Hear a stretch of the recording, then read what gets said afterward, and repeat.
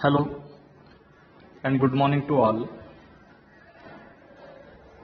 Today we are going to see our next lesson, that is 1.2 from section 2 on saying please.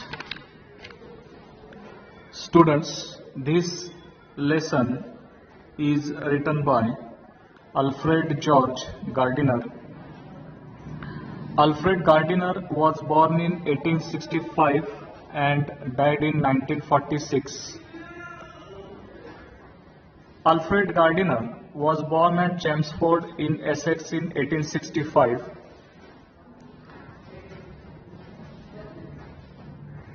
मित्रांनो, Alfred Gardiner यांचा जन्म Chelmsford मध्ये झाला. Chelmsford हे Essex मधलं एक शहर.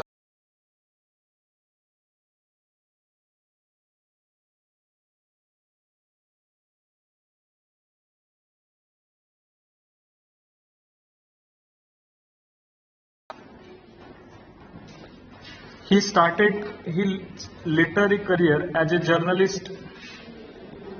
अल्फ्रेड गार्डिनर यांनी त्यांचं जे लिटररी करिअर आहे, साहित्याचं जे काही साहित्यामधलं करिअर आहे, लेखन असेल तर ते ॲज अ जर्नलिस्ट म्हणून सुरू केलं. म्हणजे एक पत्रकार म्हणून त्यांनी त्यांच्या साहित्य लिखाणाला सुरुवात केली. चेम्सफोर्ड जे आहे, चेम्सफोर्ड बद्दल एक गोष्ट तुम्हाला सांगता येईल. Chelmsford is a birth place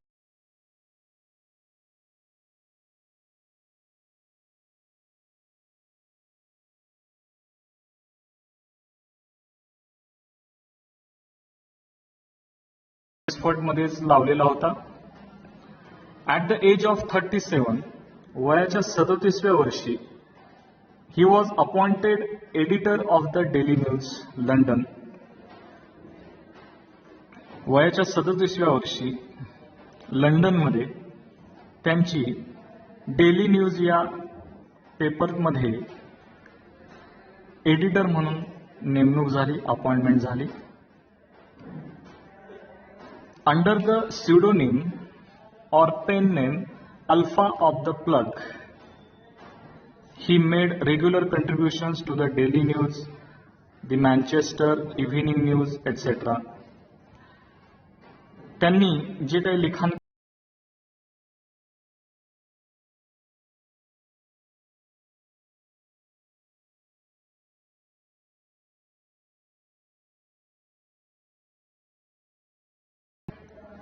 सुरुवात केली.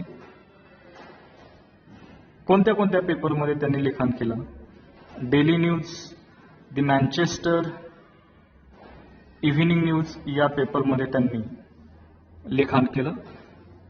His essays are uniformly elegant, graceful and humorous. त्यांची जे काही एसेज आहेत, त्यांनी जे काही निबंध लिहिले होते, एसेज लिहिले होते, ते युनिफॉर्मली एलिगंट अँड ग्रेसफुल, खूप अट्रॅक्टिव्ह होते आणि ह्युमरस होते, अँड ह्युमरस होते, विनोदी होते. The pillars of society, pebbles on the shore, many फुरोज,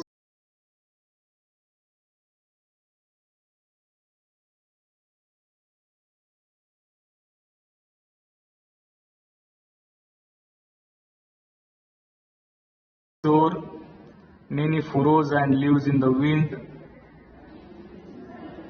His uniqueness lies in his ability to teach the basic truths of life in an easy and amusing manner. त्यांचं लिखाणाचं जे वैशिष्ट्य आहे, uniqueness, lies in his ability.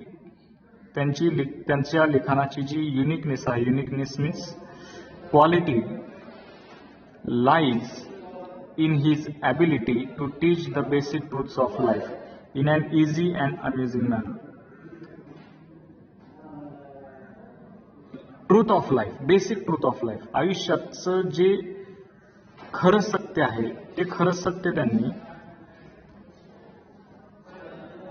मांडलेलं आहे in an easy and amusing manner. अगदी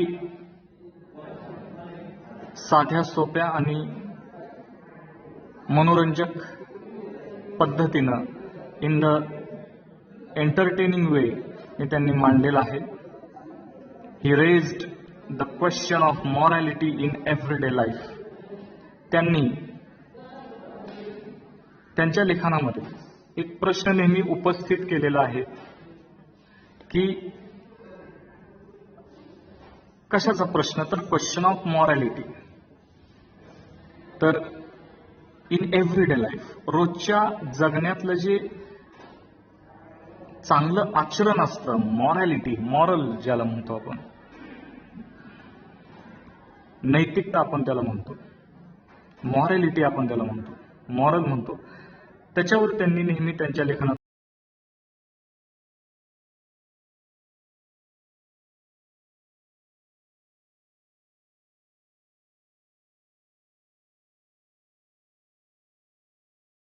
and emphasize the importance of courtesy and politeness in daily behavior. या lesson मध्ये त्यांनी कशावर बोट ठेवलेला आहे, points out the value of good manners in social life. सामाजिक आयुष्यामध्ये, समाजामध्ये आपण जगत असताना गुड मॅनर्स, चांगल्या वागणुकीला किती किंमत असते, त्याची व्हॅल्यू काय असते. एखादी व्यक्ती आपल्याशी चांगली ज्यावेळेस वागते त्यावेळेस त्या व्यक्तीचं महत्व, ती व्यक्ती किती चांगली आहे ती त्याच्या गुड मॅनर्स वरून आपण ठरवतो. त्याच्यामुळे या गुड मॅनर्सची किंमत त्या समाज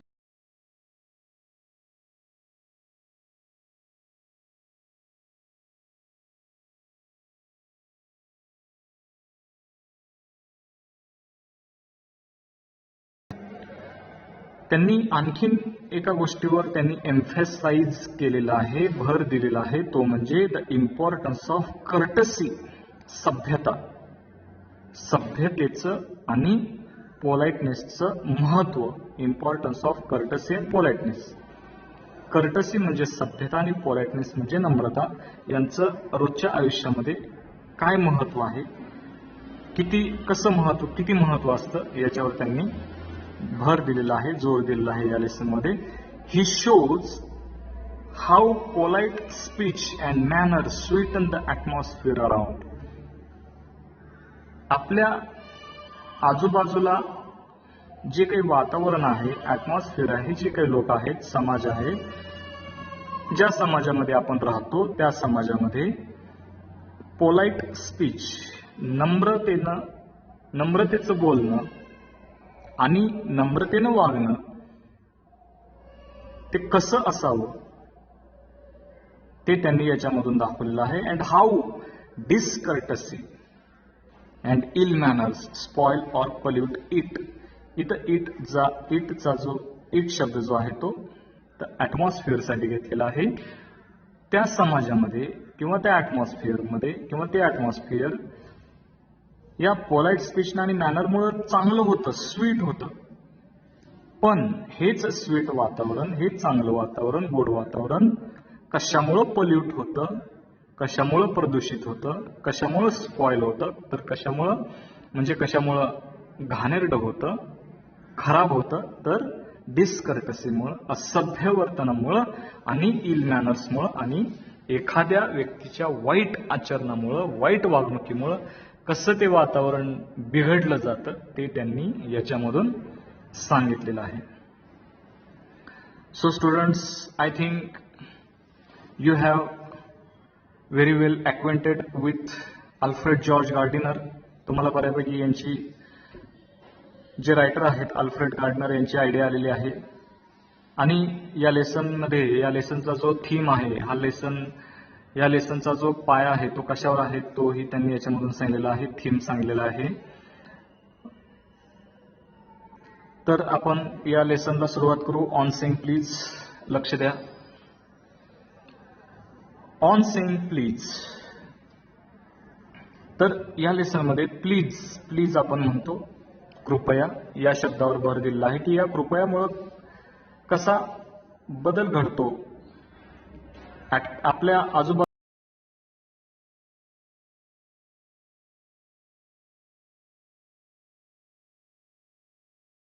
वातावरण कसं निर्माण होतं ते याच्यामध्ये दाखवलेलं आहे. प्लीजचं महत्व आहे या लेसन मधून रायटरने दाखवलेलं आहे. कसं ते बघूया. The young lift man in a city office who threw a passenger out of his lift the other morning and was fined for the offense was undoubtedly in the wrong. एक young liftman, एक तरुण liftman म्हणजे लिफ्टमध्ये काम करणारा व्यक्ती की जो लोकांना लिफ्टमध्ये लोक आल्यानंतर त्यांच्या मर्जीप्रमाणे त्यांना त्यांच्या फ्लोअरला त्यांना त्यांच्या मजल्यावर नेऊन सोडणारी व्यक्ती.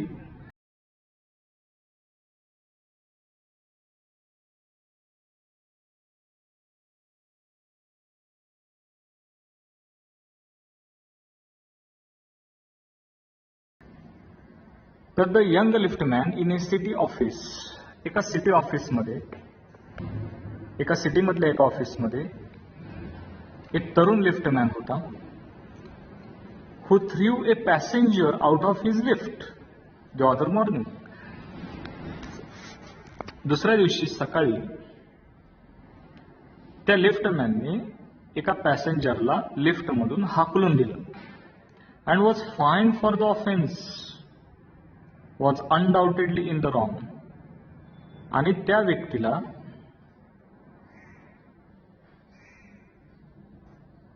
ज्या व्यक्तीला बाहेर हाकलून दिलेलं होतं त्या व्यक्तीला फाईन भरावा लागला.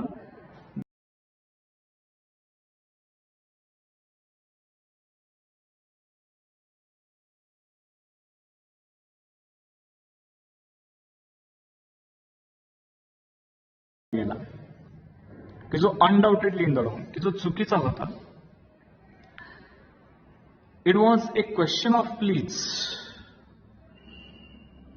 कशामुळं? तिथं प्रश्न असा होता, तिथं प्रश्न होता प्लीजचा, कृपयाचा.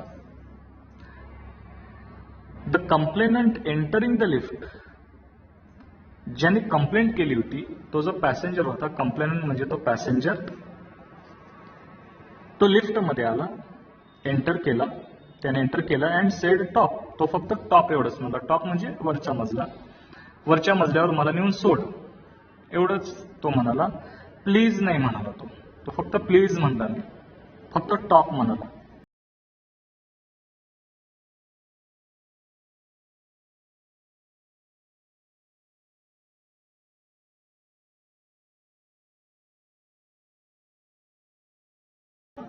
टॉप प्लीज असं म्हणा, प्लीज म्हणा. And his concession being refused. आणि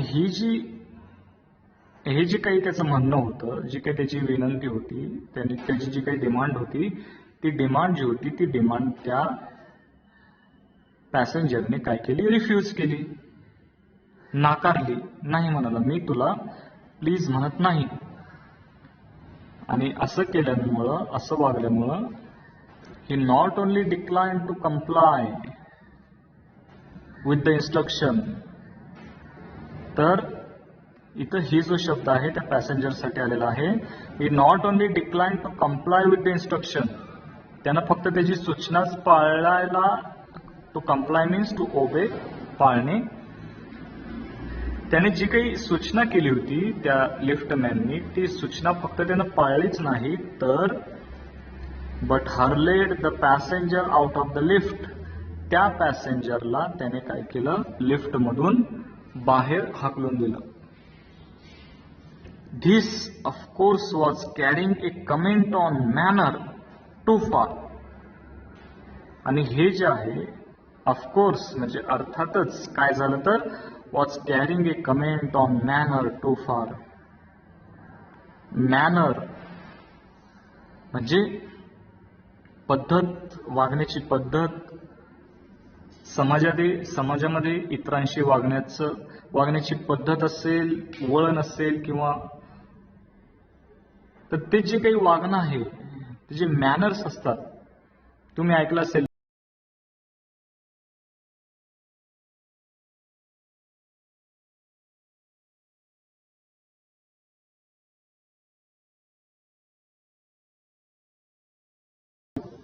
एक सगळीकडे चर्चा पसरली, लांबच्या लांब याच्यावर चर्चा झाली. Discourtesy is not a legal offence. इतर रायटर काय म्हणतात की discourtesy is not a legal offence. Discourtesy means शेजारी अर्थ दिलेला आहे lack of courtesy or rudeness, उद्धटपणा न वागणं किंवा त्याला बॅड बिहेवियर असं आपण त्याला म्हणतो. हे जे बॅड बिहेवियर आहे, डिसकर्टसी आहे, हा काही लिगल ऑफेन्स नाही. म्हणून काही जण करत असतात. लिगल ऑफेन्स हा काही लिगल ऑफेन्स नाही, हा काही कायद्याने गुन्हा नाही. And it does not excuse assault and battery.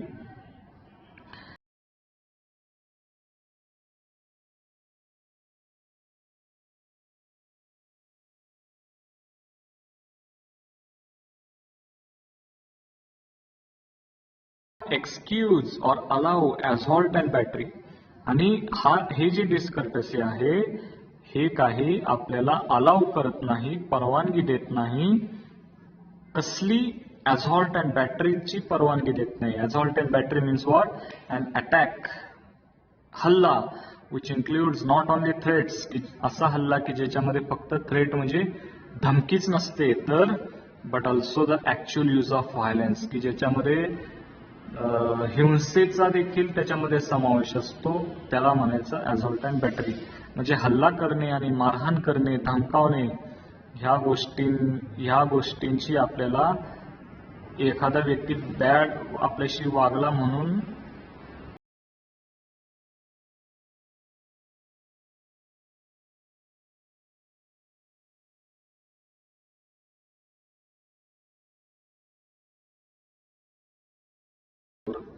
किंवा बर्गलर म्हणजे चोर किंवा दरोडेखोर.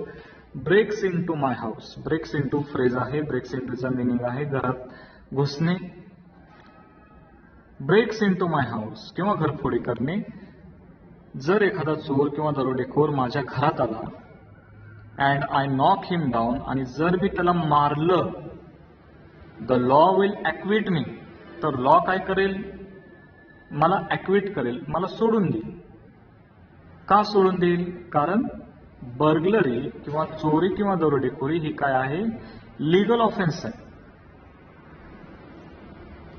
And if I am physically assaulted, physically म्हणजे शारीरिक, असॉल्टेड म्हणजे हल्ला, आणि जर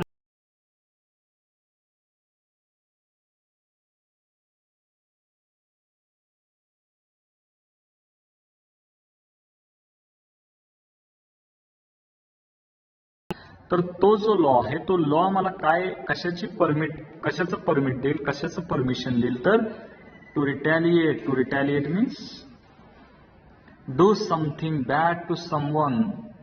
एखाद्याशी वाईट वागणे, की जो कोणासोबत? Who has done something bad to you, की ज्याने तुमच्यासोबत वाईट केलेलं आहे, तुमचं वाईट केलेलं आहे, त्याच्यासोबत त्याला तुम्ही प्रतिकार करणे, त्याला म्हणायचं प्रतिहल्ला किंवा रिटॅलिएट करणे. तर लॉ मला प्रतिहल्ला करण्याची काय करतो? परवानगी देतो. With reasonable violence. तोही व्हायलन्स मी करू शकतो, पण केवढा? आवश्यक तेवढाच, reasonable. It does this because the burglar and my assailant have broken quite definite commands of the law. हे कशामुळं? कारण मी तुम्हाला मग अशीच सांगितलं की इथं इट वर्ड जो आहे तो परत लॉ साठी आलेला आहे. तर हे सगळं लॉ का करू शकतो, का ही परवानगी देऊ शकतो? कारण द बर्गलर अँड माय अझेलंट, तो चोर किंवा दरोडेखोर किंवा माझ्यावर जो हल्ला करणारी व्यक्ती आहे, त्याने काय केलेलं होतं? तर have broken quite definite commands of the law. जो कायदा आहे त्या कायद्याचे काही विशिष्ट त्यांनी कमांड्स, नियम्स, रूल्स मोडलेले होते. म्हणून कायदा मला काय करतो? ह्या सगळ्या गोष्टींची परवानगी देतो. But no legal system could attempt to legislate against bad manners. परंतु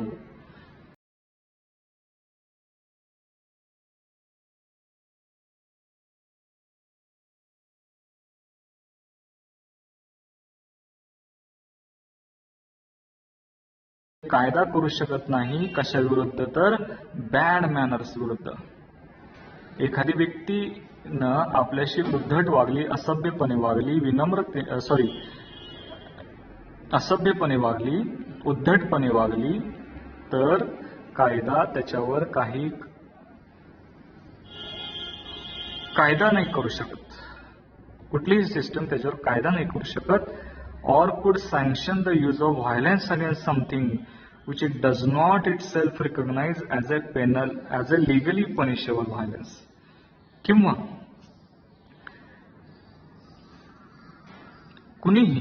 कोणतीही लीगल सिस्टम आपल्याला सँक्शन करू शकत नाही, अलाउ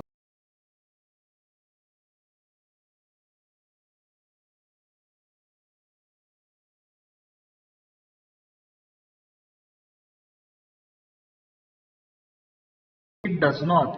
इथं परत शब्द आलेला आहे, तो त्या लॉ साठी आलेला आहे.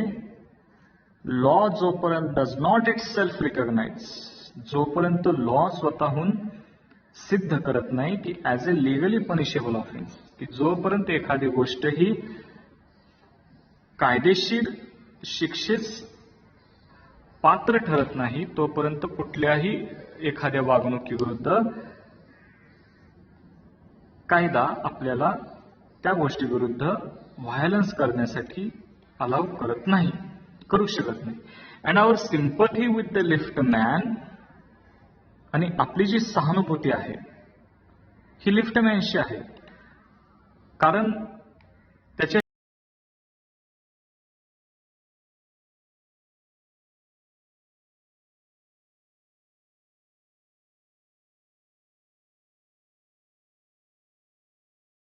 आपल्याला एक गोष्ट आपण मान्य केली पाहिजे, ऍडमिट केली पाहिजे. ऍडमिट म्हणजे मान्य करणे, की लॉ जो आहे तो सर्वांसाठी काय आहे, रिझनेबल आहे, सारखा आहे.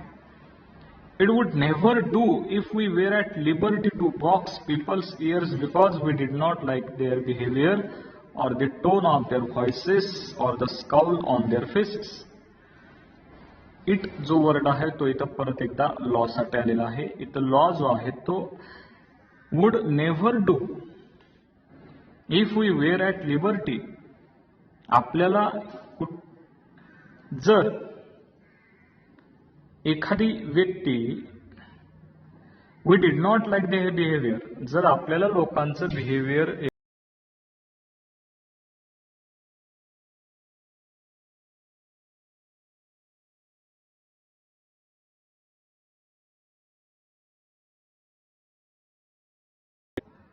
स्वातंत्र्य देत नाही की आपण काय करू, की त्या व्यक्तीला टू बॉक्स मीनिंग शेजारी दिलेलं आहे, fight with the fist, closed hands, घट्ट मूठ आवळून किंवा बुक्कीनं मारणे. तर लॉ आपल्याला त्या व्यक्तीला पीपल्स इयर्स, त्यांच्या कानावर बुक्की मारायला कायदा आपल्याला स्वातंत्र्य देत नाही. आपण मारू शकत नाही, कारण तो काय नाही, गुन्हा नाही, लीगल ऑफेन्स नाही. Or the tone of their voices, जर कोणाचा आपल्याला आवाज आवडत नसेल, एखाद्या व्यक्तीचा आवडत नसेल, तर आपण त्या व्यक्तीला मारू शकत नाही. किंवा the scowl on their faces, किंवा एखादी व्यक्ती उदास आहे, त्याचा चेहरा तुम्ही कधी जरी बघितला तर आपल्याला त्या चेहऱ्यावर जर बुक्की मारू वाटत असेल, परंतु आपण ती मारू शकत नाही, कारण it was not an legal offence. Our fist would never be idle. जर असं राहिलं असतं, जर लॉने परवानगी दिली असती याही गोष्टींची, किंवा हा जर लीगल ऑफेन्स असता, तर काय झालं असतं, our fist would never be idle. तर आपली जी मूठ आहे ती कधीही, किंवा ती शांत बसली नसती, आयडल बसली नसती, आळशी राहिली नसती. आयडल म्हणजे पॅसिव्ह. तर याचा अर्थ असा आहे की मारामारी चालूच राहिली असती आणि the gutters of the city would run with blood all day. आणि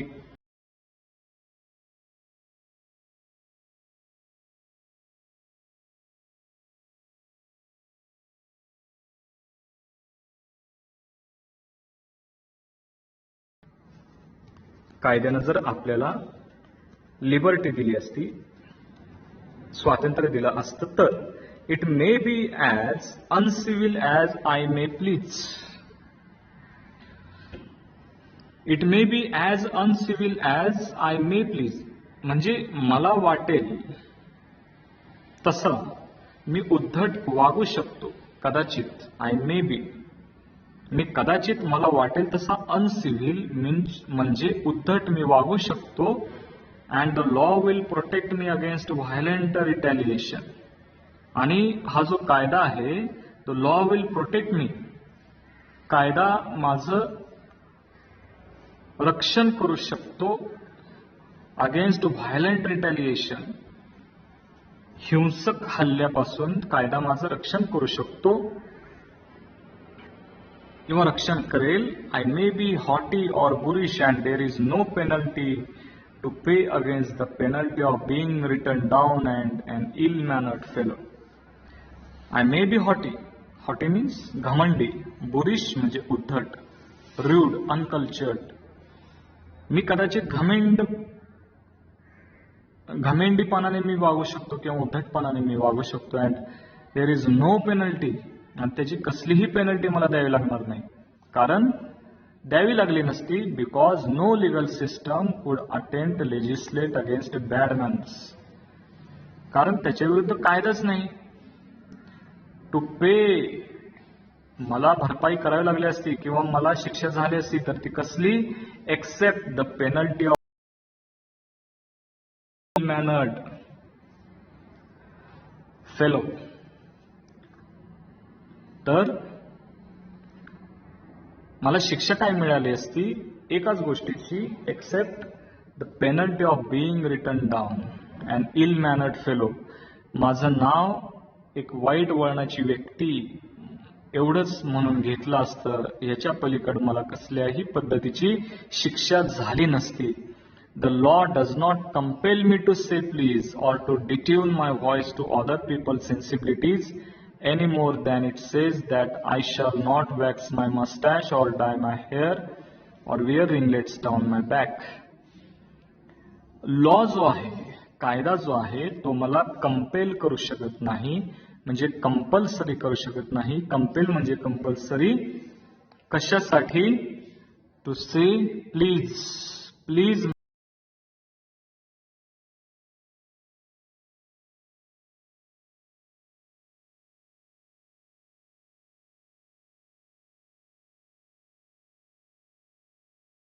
अट्यून, अट्यून म्हणजे जुळवणे. or to attune my voice to other people's sensibilities, किंवा इतरांच्या संवेदना मी समजूनच घेतल्या पाहिजेत,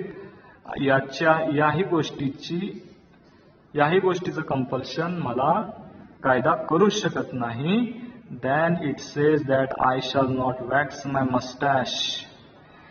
अजून काय मला कायदा कुठल्या गोष्टीसाठी कंपल्सरी करू शकत नाही की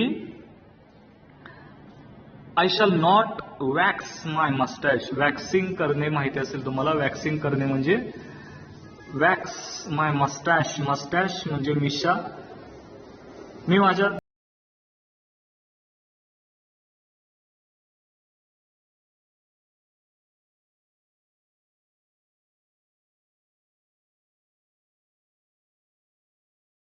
करायलाच पाहिजे. और वियर रिंगलेट्स डाऊन माय बॅक. रिंगलेट्स म्हणजे डोक्यावरून पाठीपर्यंत येणारे केस, त्याला आपण रिंगलेट्स म्हणतो. रिंगलेट्स डाऊन माय बॅक. वियरचा अर्थ मिनिंग इथं ठेवणे असा आहे. तर मी पाठीपर्यंत केस ठेवलेच पाहिजेत, ते रंगवले पाहिजेत, मी माझ्या दाढी मिशा काढल्या पाहिजेत. या गोष्टींसाठी कायदा मला कंपल्सरी नाही करू शकत, कारण त्यासाठी कायदा नाही. It does not recognize the laceration of our feelings as a case for compensation. इथं जो वर्ड आहे तो परत एकदा लॉ साठी आलेला आहे.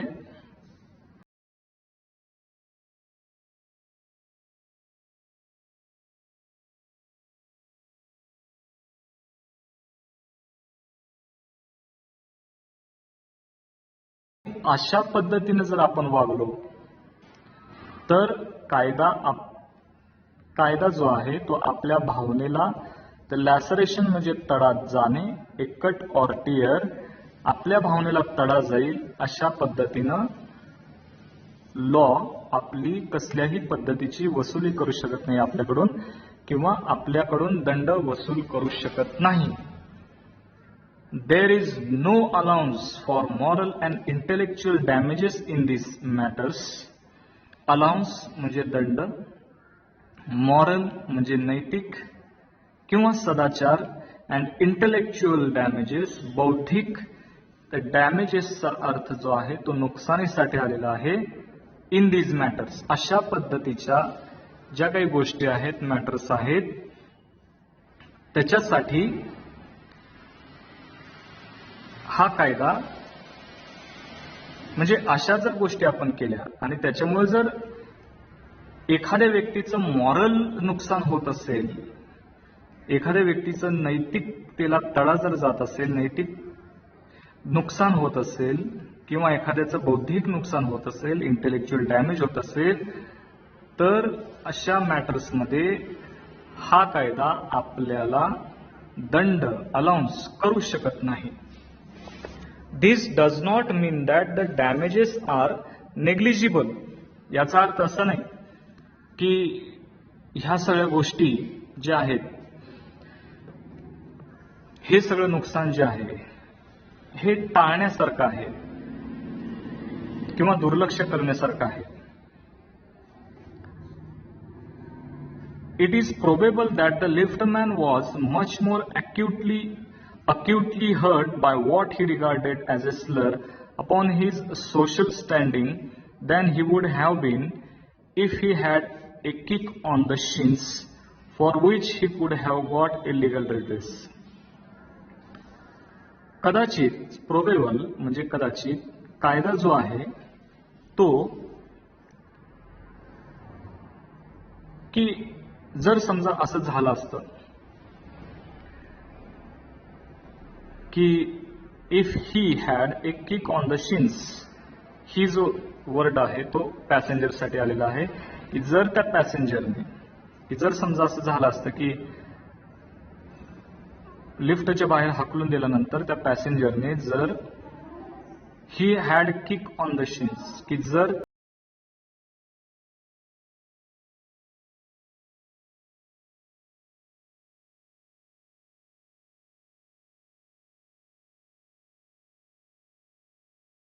have got a legal redress, तर त्या इथं जो दुसरा ही जो शब्द आहे, वर्ड आहे, तो लिफ्टमॅन साठी आलेला आहे, तर त्या लिफ्टमॅनला लिगल रिड्रेस मिळाली असती, नुकसान भरपाई मिळाली असती.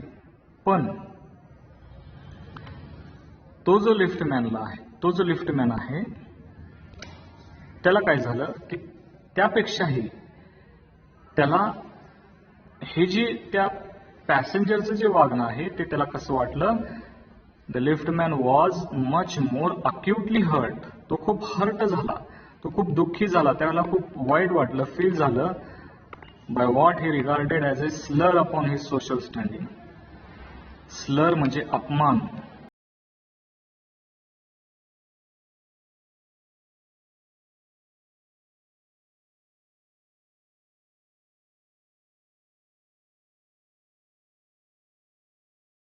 समाजामध्ये जे काही स्टेटस आहे त्याला ठेस पोचली असती, ठेच पोचली असं त्याला वाटलं होतं. The pain of a kick on the shins soon passes away, but the pain of a wound to our self respect or our vanity may poison a whole day. The pain of a kick on the shins soon passes away. जर त्या पॅसेंजरने त्या लिफ्टमॅनच्या पायावर जर मारलं असतं तर ती जी जखम आहे, पायावर लागलेली शारीरिक जखम, तो विसरून गेला असता, पण but the pain of a wound to our self respect